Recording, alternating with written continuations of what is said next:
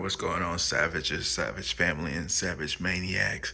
Oh yeah, we back with another hotel review. Still in Singapore. I actually got upgraded because the AC went out in my room. This is the Portofino. I think I'm pronouncing that right. This is the suite. I'll give you a quick little tour. Yeah, there go of course, I guess everybody love espresso in Singapore or Asia. They got your free condiments.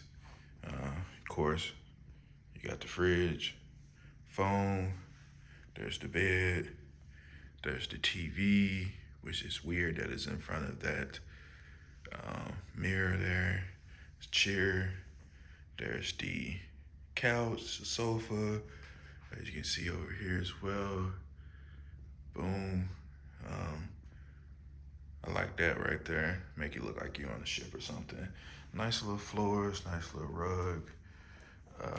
The biggest thing here, the biggest draw is the bathroom, which is lovely.